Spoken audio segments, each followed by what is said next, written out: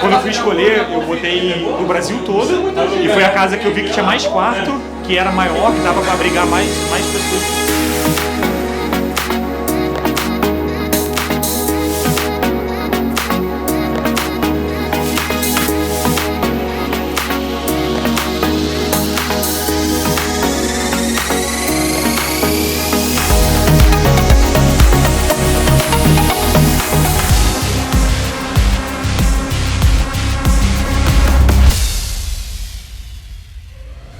Fala pessoal, seja muito bem-vindo a mais esse vídeo no meu canal.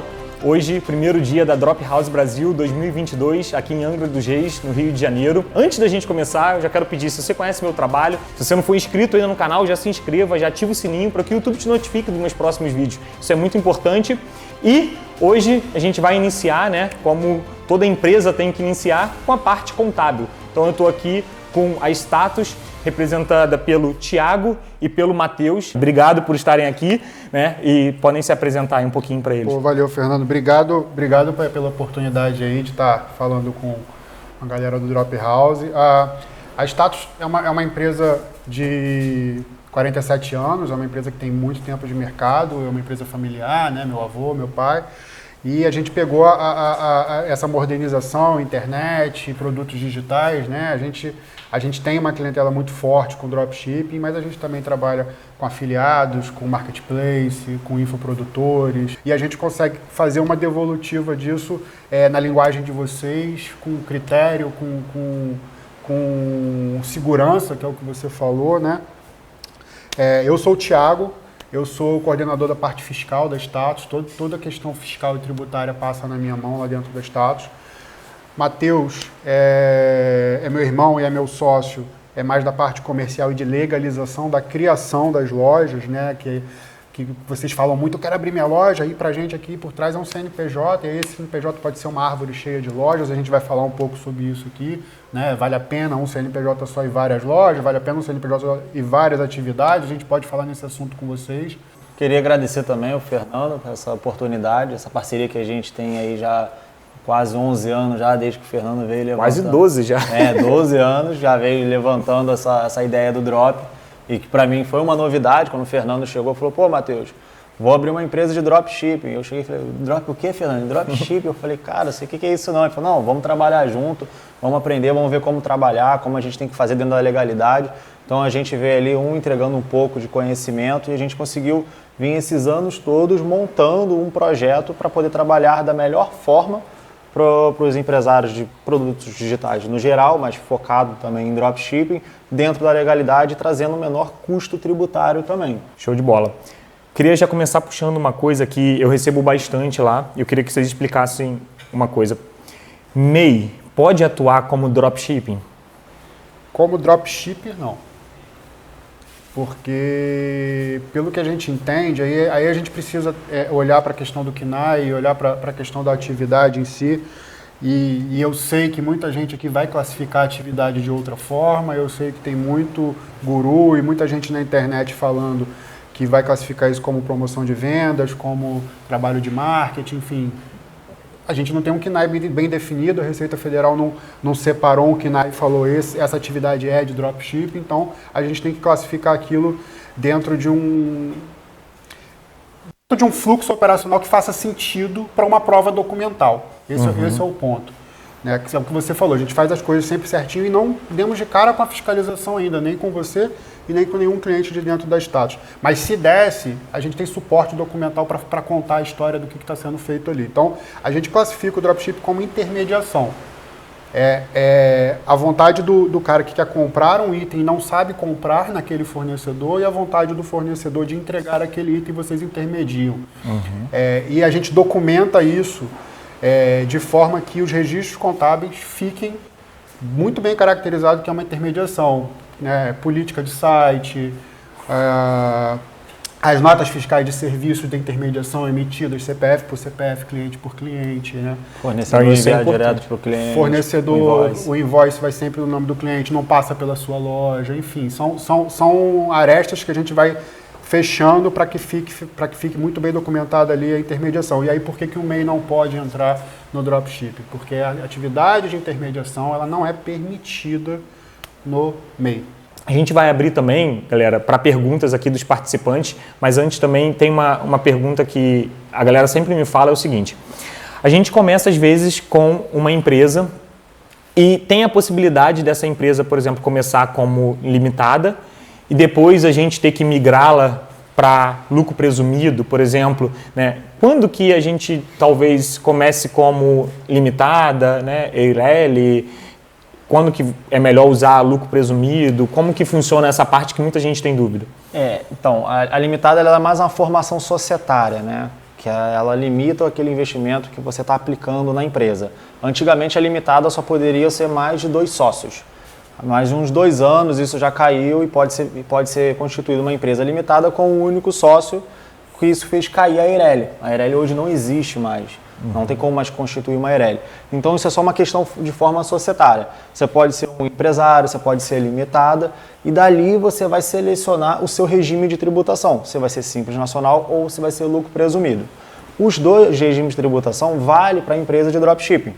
Mas a gente tem que se atentar que a gente tem que ver o momento da sua vida de drop, da vida de drop financeira ali em questão de faturamento. Porque no início de uma empresa de dropshipping é muito vantajoso você iniciar no Simples Nacional, onde vocês conseguem ficar dentro de uma tributação entre 6% a 14%.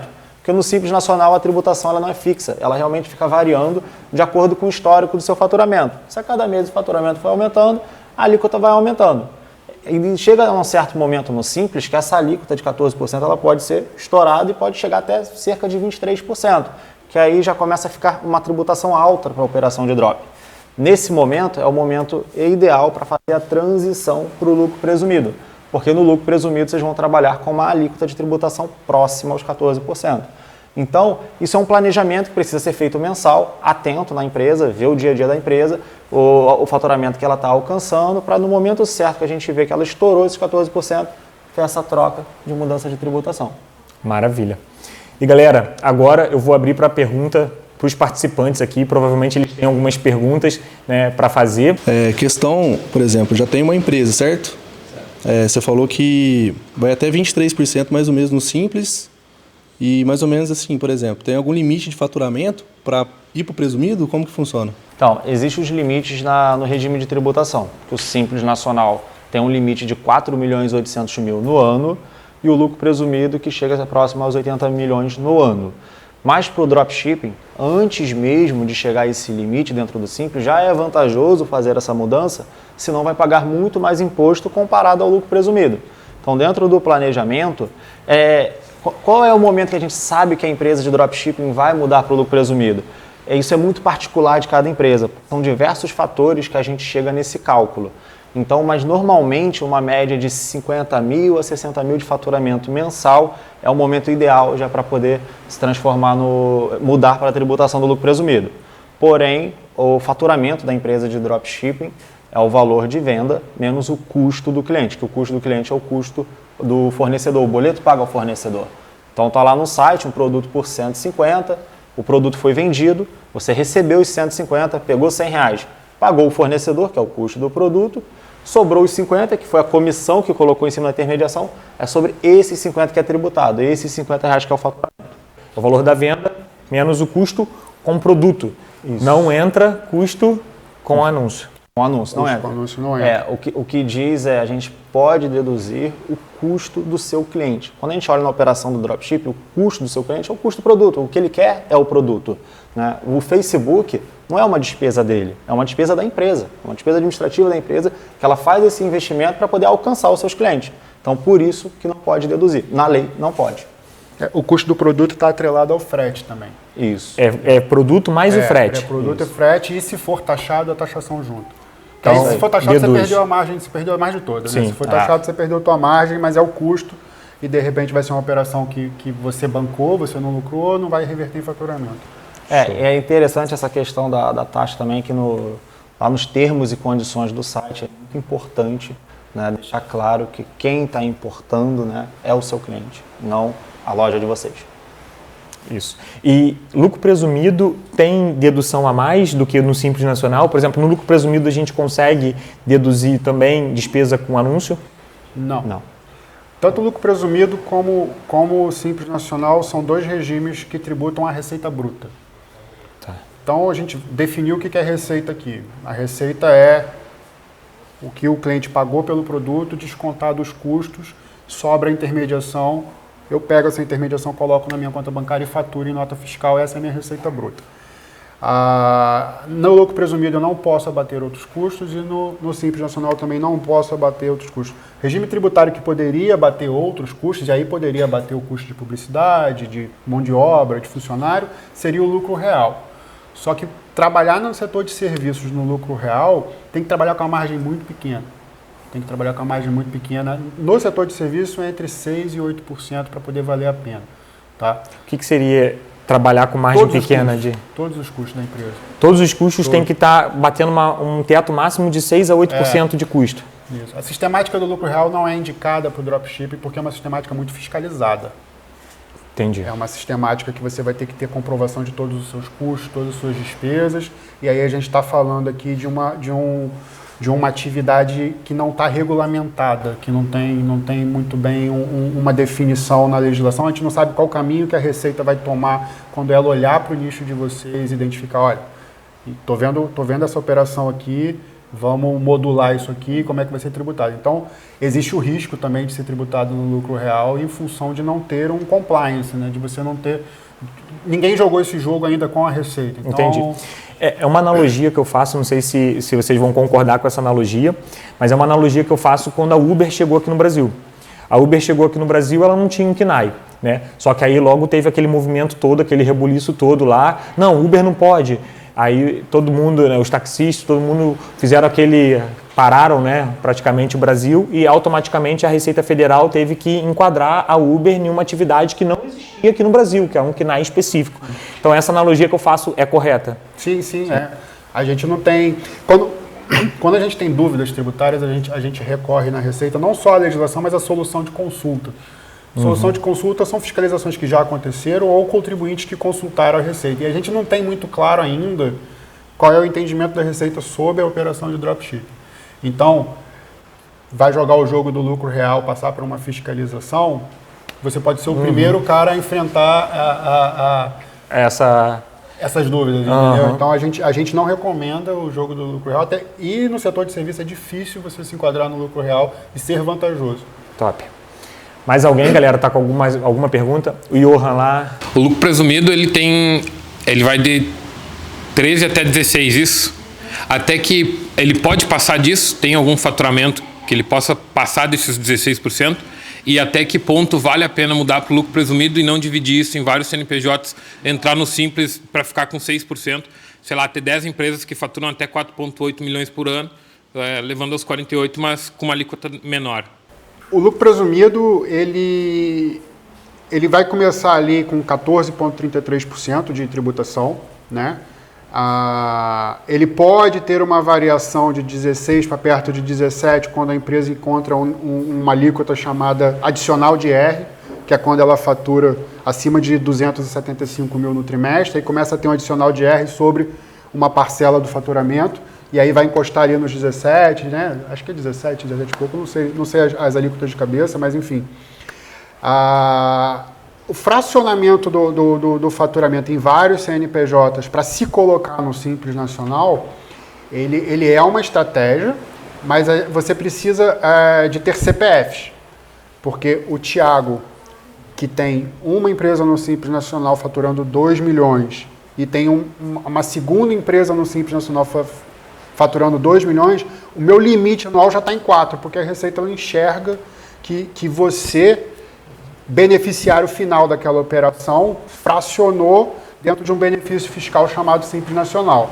Mas quando a gente começa a ter sócios, a gente já até rodou essa estratégia algumas vezes, 3 CPF, 4 CPFs, a gente consegue fazer às vezes um carrossel de faturamento, onde nos meses A, B e C, CNPJ fatura, e aí a gente consegue criar uma estratégia que faça sentido o faturamento fracionado no Simples Nacional. Mas a gente tem que estar sempre acompanhando os CPFs entender que todo mundo aqui pode ter vida fora do dropship, então tem muito cliente nosso que tem outras empresas, que tem franquia, que é sócio da empresa do pai, enfim, tem que levar isso em consideração, né? Porque às vezes o cara que tem o CPF lá na empresa do pai vai fazer um dinheirão aqui no dropship, pode tirar as duas do Simples, pode tirar aqui, pode tirar do pai também, então isso tem que ser estudado na abertura da empresa.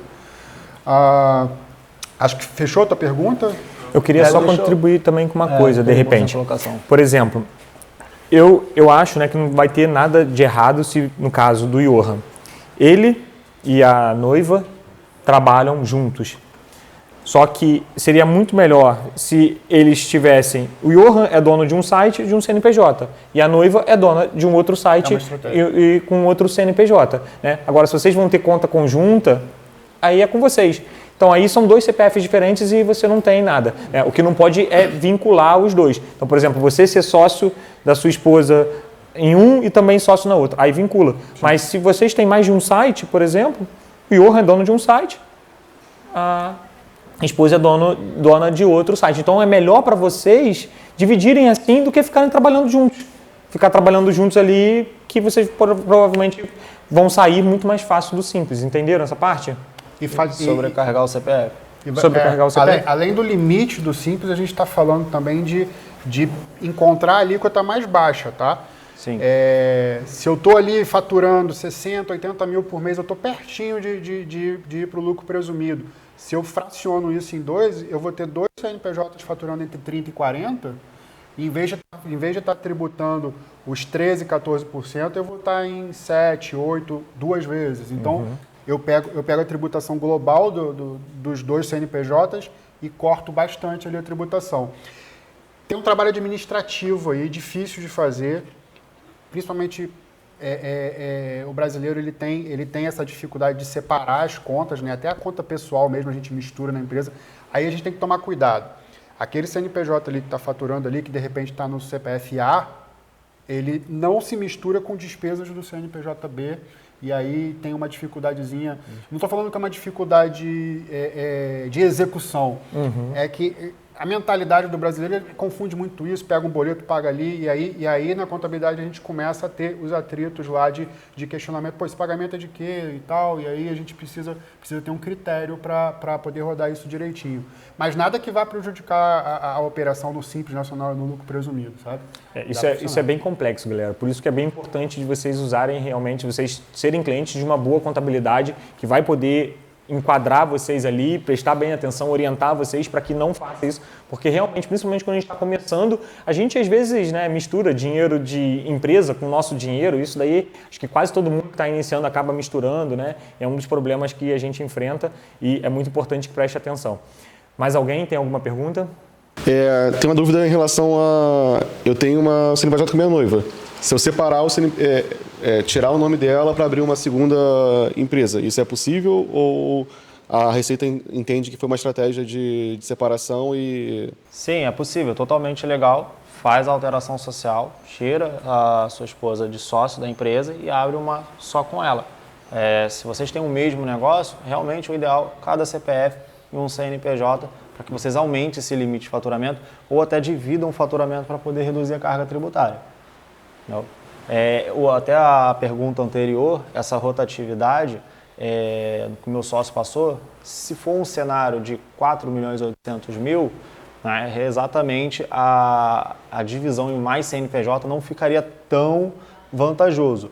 Mas se você tem um faturamento abaixo de 4 milhões e tem mais de um site e quiser dividir esse faturamento em cada CNPJ, pode ser uma vantagem de redução tributária sim. Mas é muito importante ser feito com um planejamento tributário. E esse planejamento tributário ele nunca nasce diretamente para a empresa, ele sempre nasce do CPF para os negócios. A gente tem que sempre saber como é que chega no CPF para depois chegar nas empresas, para não depois impactar no resultado final, porque o resultado final é sempre a vida financeira de vocês. Esse movimento a gente já fez em 29 de dezembro, na virada do ano ali, para salvar uma franquia no Rio. Venderam muito no Natal e tal, e as sócias, putz, perdemos o limite do Simples, porque o limite do Simples, se você estoura nesse ano, e aí eu não estou falando mais de tributação, estou falando de trocar de regime, né? Não da alíquota mais baixa. Se você estoura nesse ano, você não vai sair do Simples automaticamente esse ano. No ano que vem, você não pode mais tributar no Simples. E aí a gente estava falando de loja física, né? E aí, não, 29 de dezembro, vamos fazer uma alteração aqui, porque a legislação fala que é no ano. Então, se você não tem o sócio na virada do ano, no ano que vem, a empresa não soma os faturamentos para efeito de cálculo. Como se fosse nesse caso aí, onde são duas pessoas, onde elas querem separar. O CNPJ, ele é de alguma forma ligado ao CPF, certo? Se eu estou no final do ano, ali perto do fim do exercício, e eu estou extrapolando, ou extrapolei, se fizer essa divisão, o CPF, se ele sair da empresa na alteração do contrato social, ele carrega alguma parte desse faturamento para que essa empresa se mantenha no regime de tributação que ela está? Ou se ela sair, o faturamento ele fica todo atrelado ao CPF do sócio que ficou? A gente entende que não carrega. Por quê? Porque a documentação que vai informar isso para a Receita, ela vai ser informada numa declaração que habitualmente tem prazo em março, que é um mês antes da declaração de imposto de renda normal, chamada DEFIS, que é a declaração do Simples, né? E é ali que você informa o CPF do participante daquele faturamento. Então, quando você faz esse movimento de você retirar o sócio naquele momento ali, a DEFIS não vai ter o CPF do sócio que saiu. E o cruzamento de informação da Receita, ele não vai linkar com a abertura da nova empresa no ano seguinte. Mas existe o risco de interpretação da Receita, existe o risco interpretativo. A gente está movimentando aqui CPFs e declarações no sentido de uma elisão tributária. Está escrito na lei, eu quero fazer daquela forma, mas é interpretativo. A Receita pode interpretar do jeito que você interpretou e a gente pode defender também. Tá? É óbvio que se isso não tivesse acontecido, era muito mais natural do que a gente chegar ali no final do ano e tirar um CPF da empresa. Show de bola. Mais alguém? Alan lá, ó. Para um dropshipper que iniciou com MEI, como ele pode fazer essa transição para o Simples Nacional? Ele dá baixa nesse MEI e abre um novo CNPJ ou ele faz essa troca direto para o Simples Nacional? Como a gente já disse aqui no início, fazer com MEI está errado. Então não é interessante para a operação de dropshipping a gente trazer esse histórico para o novo negócio que você já está querendo regularizar. Então o melhor e o que a gente aconselha é encerrar o MEI e constituir uma empresa do zero. Isso não vai trazer esse histórico do qual você iniciou fazendo de forma errada e também a constituição da empresa do zero vai ser mais vantajoso também em questão do planejamento tributário. Essa é a nossa estratégia, é o que a gente aconselha. Se o cliente responde, fala, não, Matheus, mas eu não quero cadastrar no site novo, vou perder esse benefício, quero continuar com o CNPJ MEI, beleza, a gente faz a transformação e dá continuidade. É só um conselho que a gente dá para o melhor negócio da empresa de vocês. Vocês comentaram que, com relação à tributação para o cálculo da tributação, o Facebook Ads, os gastos de Facebook Ads, Google Ads e entre outros não entram no cálculo. E os gastos com relação a gateway de pagamento e checkout, entram ou não? Eu não opero drop. Eu opero a contabilidade. Quando a gente chega assim na parte muito técnica de vocês, loja, gateway, pixel, eu vou explicar. Eu me perco um pouquinho, mas só para ver se eu entendi. Você tem o gateway ali da tua loja, né? E dentro daquela operação ali, além de pagar os custos do fornecedor, também tem os custos do próprio gateway, desconto de taxa e tal, não sei o quê. Beleza. O gateway, ele é um aplicativo de gestão de carteira financeira. Né? Basicamente é isso. O que a Receita Federal está enxergando neste momento atual é o crédito em conta bancária. Tá? Então, quando você desce, lá a gente fala o tempo todo, desce o dinheiro do gateway. Né?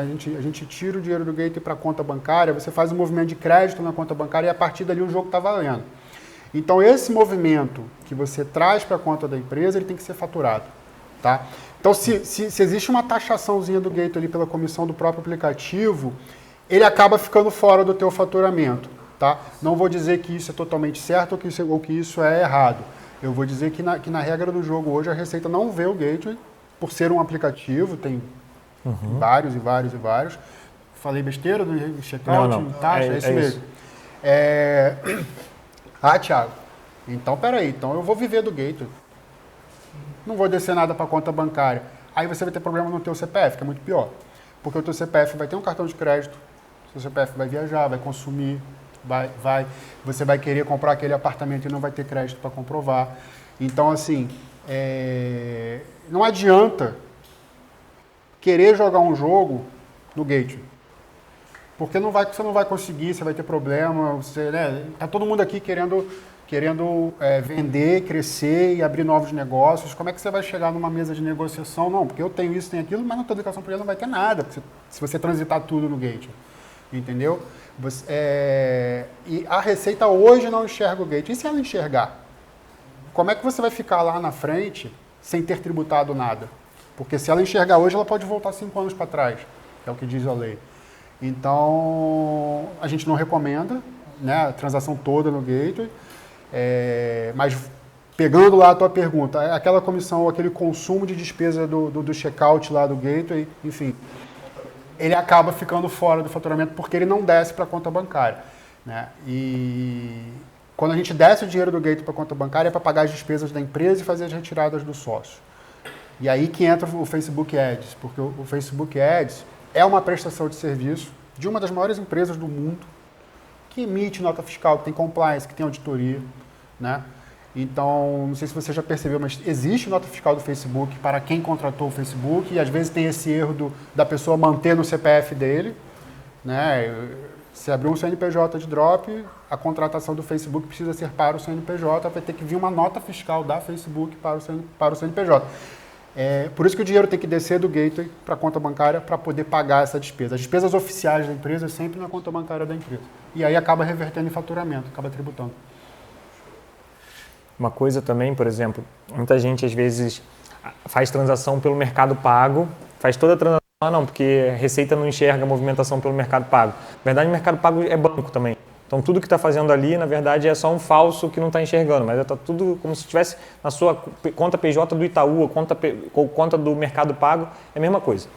O Mercado Pago, ele se registrou no Bacen, né, como instituição financeira, então, eu não sei muito bem a diferença de gateway para conta bancária do Mercado Pago, mas existe banco ali dentro do Mercado Pago. Porque quando a gente recebe com gateway, é depositado na conta bancária. Fica o saldo lá na conta bancária. Acaba gerando o fluxo, né? E aí essas notificações chegam, tá? A gente tem uma rabiscada lá de um cliente notificado. A Receita vai, na notificação, basicamente ela vai falar, olha, você retransmitiu a declaração com isso de faturamento, mas os bancos informaram, e aí ela mostra por trimestre, que é uma sistemática dela apurar por trimestre, os bancos informaram o A, B e C nos trimestres, que é diferente da sua declaração. Te dou a oportunidade de corrigir, e essa oportunidade é uma correria, que são 30 dias, e aí o cara está desesperado com o patrimônio dele, que a Receita vai tomar, enfim.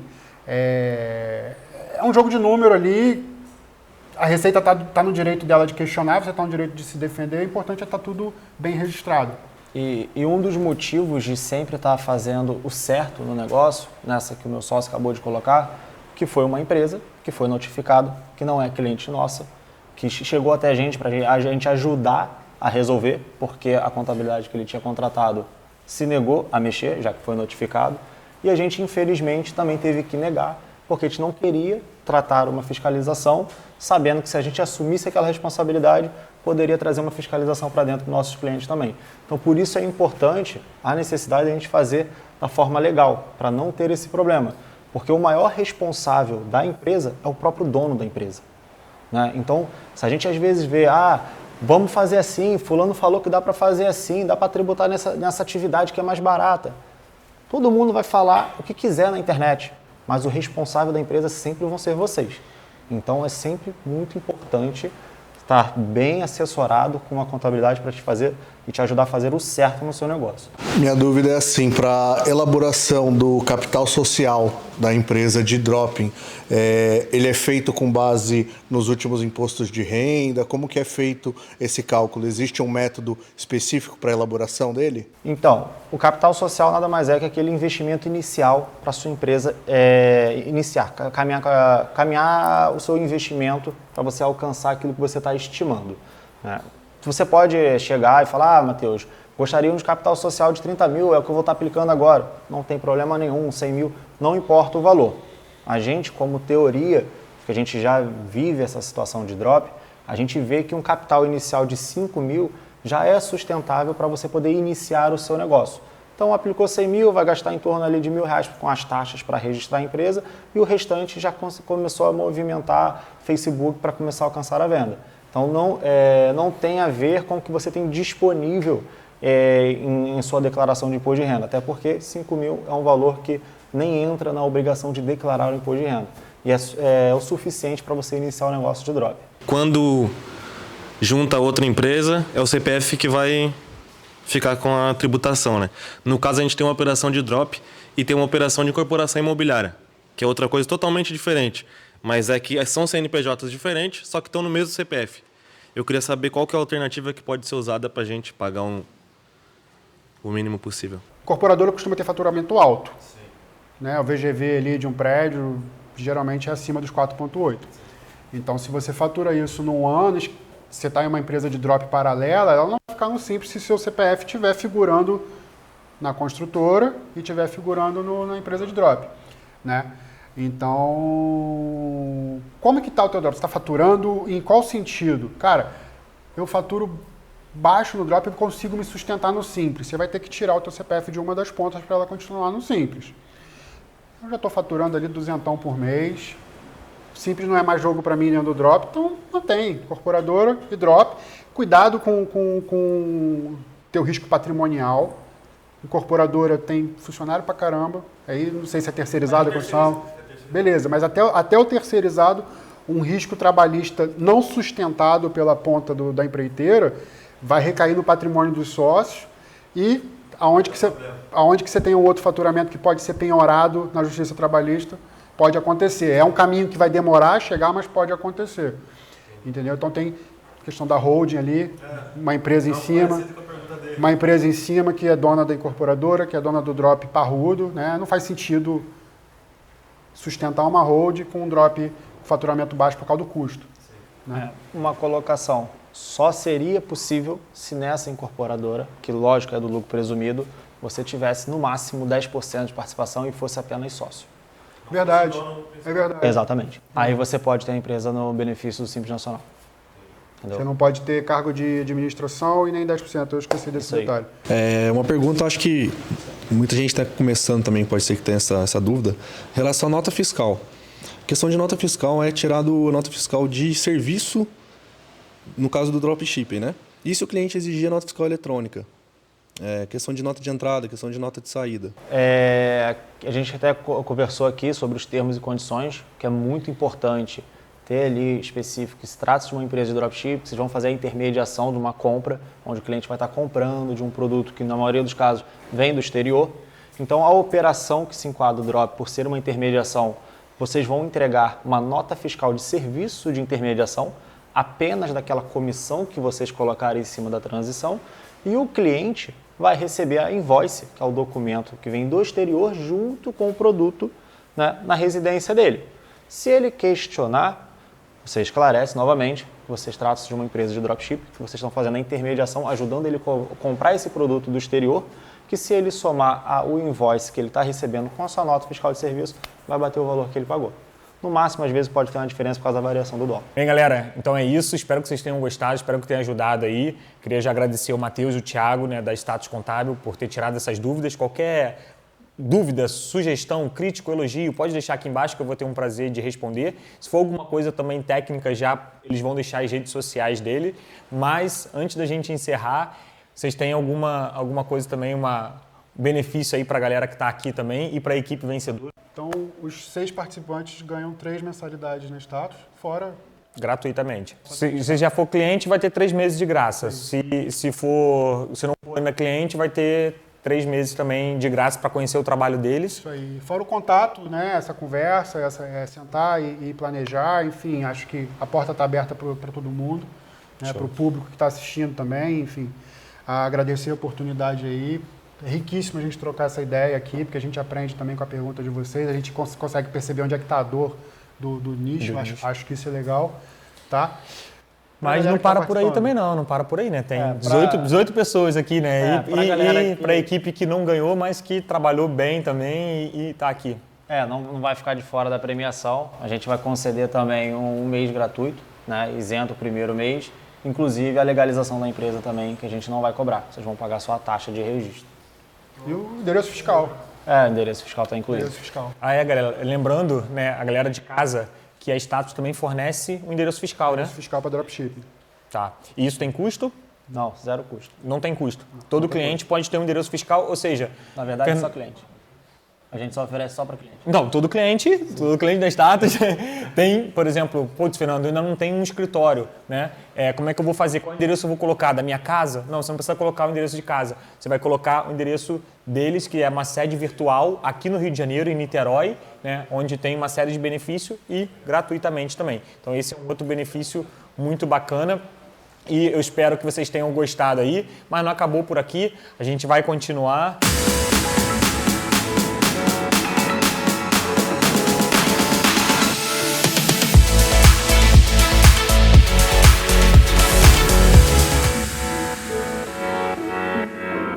Galera, voltamos. Agora eu estou com outra empresa aqui que eu preciso apresentar para vocês. Ela está chegando no mercado do Brasil agora, que é a Zendrop. Ela é uma empresa de fulfillment, ou seja, ela substitui ali o AliExpress, a Wio.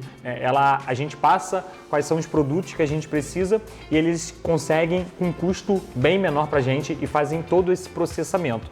Eu estou aqui agora com a Thaís, ela vai explicar um pouquinho melhor para vocês como que funciona a Zendrop e que eu já estou usando, aconselho bastante que realmente a gente consegue ter um custo menor e a gente tem um atendimento como se fosse um agente, né? Falando na linguagem do dropship, é como se fosse um agente exclusivo aqui no Brasil, né? Amanhã, inclusive, os sócios, né, que são 2 americanos, eles estão vindo para cá também, então amanhã eles vão estar aqui com a gente e a Thaís também já está representando eles aqui para poder explicar para vocês tudo sobre essa empresa. Thaís. Oi pessoal, tudo bem? Eu sou a Thaís, não era para eu estar aqui apresentando hoje, né, porque o Jared e o Brad, eles estão vindo dos Estados Unidos, pousaram agora, então eles estão em trânsito para cá e amanhã vocês vão conhecer eles. Então, eles estão vindo do Brasil, dos Estados Unidos para o Brasil justamente porque a oportunidade aqui é enorme, tá? Então, eu queria contextualizar para vocês o mercado que a gente está, né, e por que também que a empresa americana e os sócios estão vindo para cá com muito interesse no mercado brasileiro, não só brasileiro, mas latino-americano inteiro, tá? Então, eu conversei com eles no começo desse ano, né? Assim, eu tive startup também já e tal, então comecei a buscar algumas oportunidades fora e conversei com eles no começo do ano, assim, sem pretensão, e depois da conversa andando, né? Eles falaram, não, a gente não tem tanto interesse agora e tal, e depois eles foram olhar os números do Brasil e eles viram que o AliExpress tinha 30% de acesso no site em relação, e eles tinham 1% de acesso no site vindo do Brasil. Então eles falaram, como assim? Tipo, a AliExpress tem 30% dos acessos totais vindo do Brasil, naquele SimilarWeb, né?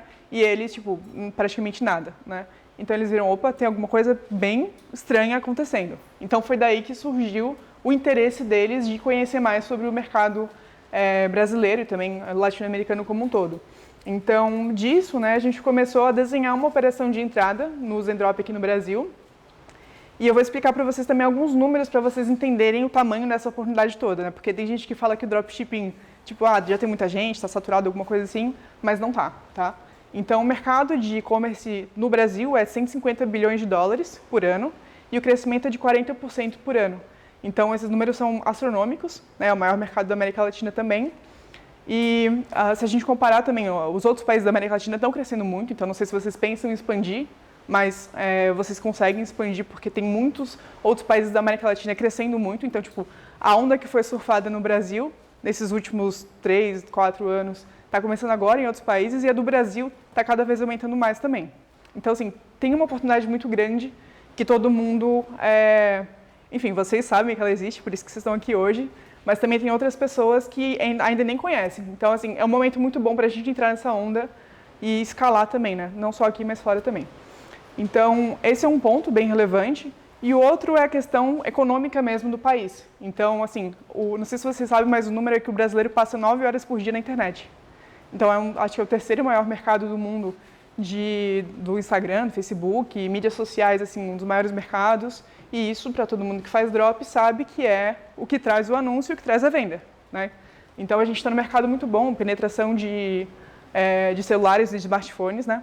Aumentou muito e com a pandemia tudo isso cresceu cada vez mais. Então, enfim, nesse cenário desenhado, né, não era de se esperar menos, mas cada vez mais o e-commerce aumentou e é esse o mercado em que a gente está hoje. E, como eu falei, eles viram esse mercado no Brasil acontecendo hoje, né? E também custo de anúncio muito mais baixo. Não sei se vocês sabem, mas o CPM médio do Brasil acho que é $3 e o americano é $30. Então, assim, é muito caro você anunciar em mercados maduros, né? Estados Unidos, Canadá, alguns países da Europa. E aqui não, aqui está tipo muito barato em relação ao que eles conhecem. Então aqui está surfando a onda que os Estados Unidos surfou há 5 anos atrás. E é esse o momento que eles estão vendo aqui agora e por isso que eles estão tão interessados. Então esse é o aspecto econômico importante para todo mundo ver, né? E daí agora falando um pouquinho também do Jared, por exemplo. Ele vai falar a história dele para vocês amanhã, mas ele já faturou mais de 8 dígitos, então mais de 10 milhões de dólares, não em reais. Então o dólar está hoje a R$5, né? Então ele já faturou pelo menos 50 milhões de reais, se a gente for converter. Eu não sei quanto, enfim, mas mais de 8 dígitos de dólares. Então, enfim, ele é um cara que começou pegando essa onda nos Estados Unidos, né, e fez, enfim, todo esse processo como dropshipper mesmo. Ele viu essa dor que os dropshippers tinham de conseguir fornecedores confiáveis, conseguirem preços baratos, de conseguirem fazer o fulfillment automático, enfim, todas as dores que vocês têm hoje, né? Então, daí que surgiu o Zendrop.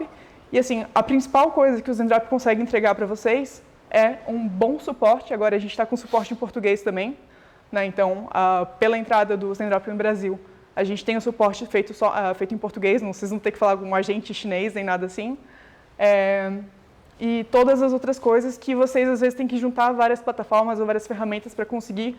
Praticamente, vocês conseguem usar todo o back-office de vocês no Zendrop, né? Então, toda a parte de operação que não é anunciar, né, e controlar, enfim, as vendas, vocês conseguem fazer através do Zendrop, que é buscar fornecedor, fazer o fulfillment automático, processamento dos pedidos, enfim, todas essas coisas vocês conseguem fazer com eles.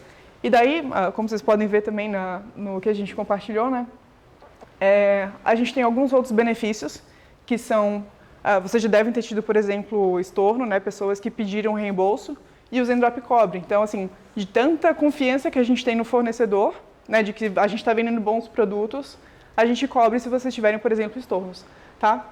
Então, assim, essas são as coisas principais que eu queria trazer para vocês sobre o Zendrop. Amanhã a gente vai ter uma palestra específica, né, com o Jared e com o Brad explicando mais sobre a história deles, enfim, e tudo que o Zendrop consegue oferecer para vocês. Eu não sei quem aqui já fatura mais do que R$100 mil por mês, né? E a gente tem um plano específico, que é o plano Select, que a gente tem um agente exclusivo para vocês dentro do Zendrop, para fazer, enfim, todas as cotações que vocês precisarem, dar suporte 24 horas praticamente, porque tem gente em vários lugares do mundo, né? Então se vocês já estão nesse tamanho de operação acima de R$100 mil por mês, a gente tem um plano específico que é esse Select. E vocês vão ver isso amanhã, né? Então amanhã vai começar a parte de cotação, de pegar os produtos, né? E a gente vai abrir esse mesmo modelo que a gente tem do Select para vocês amanhã, para vocês verem como é que funciona esse atendimento, né? Que é através do suporte específico que vocês vão ter, para vocês entenderem como é que é trabalhar com o Zendrop e como que isso facilita a vida de vocês, tá bom?